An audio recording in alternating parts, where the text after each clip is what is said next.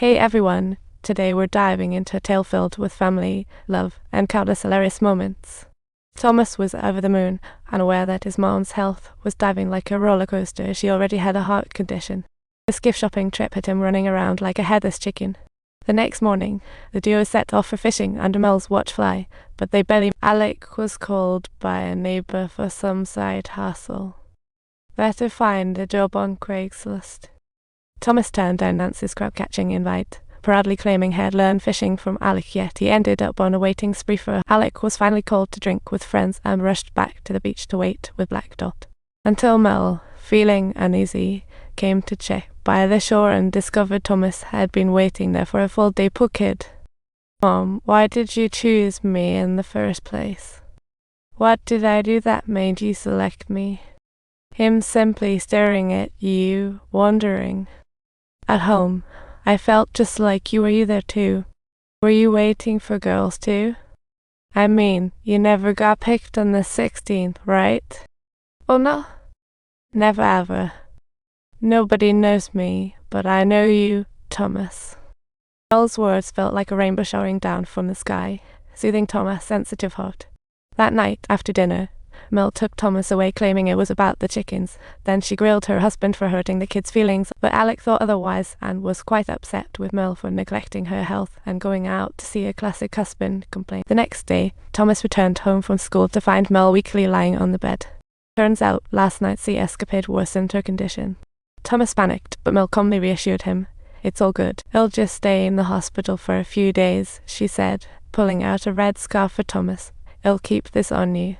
This way, you can keep my body safe with you, and I'll make sure it stays that way. With Mel in the hospital needing Alec's care, Thomas felt like a temporary orphan at the neighbors, like he was left out in the cold. At night, seeing the neighbors' family laughing, Thomas kept asking, "When can I see Mom?" That night, she had a terrifying nightmare, thunder and lightning, the ground shaking violently. Thomas stumbled and fell, but still prayed for Mom's recovery amidst the chaos.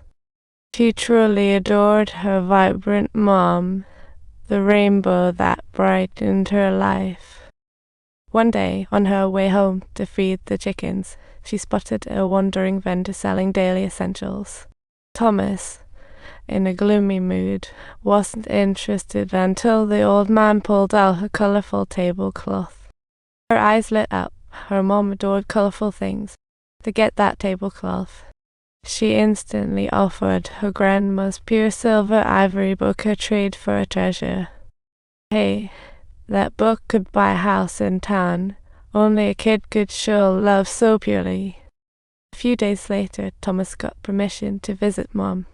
She wrapped the gift, excited to see her. Yet, when she saw Mel, it felt like all the color faded from her spirit.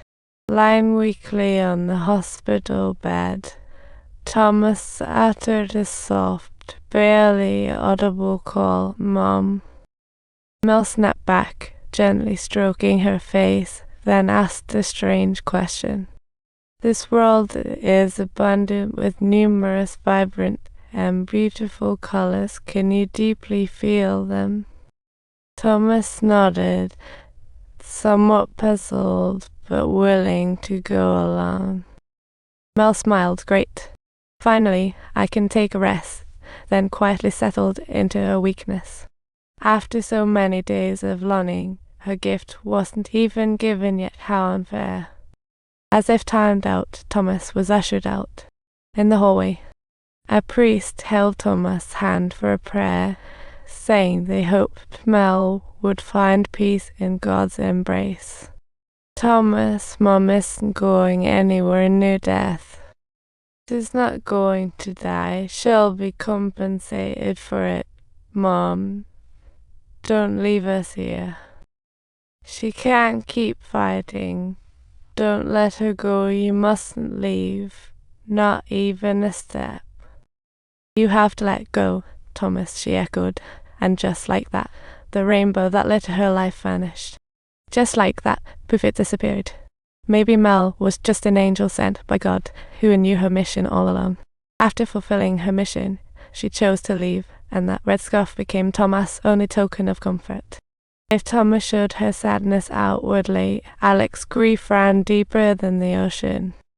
Alec was usually quiet, but now she was like a statue for a whole day, returning home like a ghost. Not long after, friends brought even worse news: the adoption centre folks were back. Alec still didn't sign the adoption papers. Her friends comforted her, saying, "Maybe they think y'all be better off in the city, right? Just to stay." Thomas had to bury her sadness and take on all the chores, like a little superhero. Whether fetching water, watering flowers, or feeding chickens, she did it all like a pro. She even cooked Alec's favorite beef stew using Mom's special recipe. The more familiar the taste, the harder it pierced through Alec's heart, leaving an unforgettable mark. Each bite intensified her longing for her wife even further, and simultaneously overwhelmed her with an inexpressible sense of guilt and deep self-reproach. Ultimately, she had no choice but to retreat outside for a smoke. Maybe that's the quickest remedy for her heartache. The next morning, in a hurry, she stopped Thomas while he was busy with his chores, urgently saying, "Hurry up and go to school." Thomas obediently stiffened up. But when she got back to school, her smile was nowhere to be found. All she could think of was her deep longing for Mom, and when she returned home, she discovered that all of the vibrant and colorful items left behind by Mom had been cleared out by Alec. But what really ticked her off was that Alec had burned everything seriously. Thomas was livid. This was no laughing matter. No longer was she timid and shy. She yelled at Alec at the top of her lungs, then sorrowfully dashed to the neighbor's house. After learning the full story, the kind-hearted neighbor lady comforted her.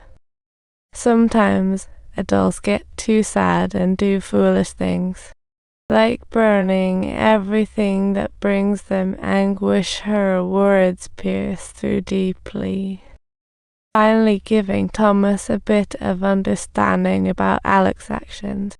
She obeyed, went home for the night, and returned to school next day as usual.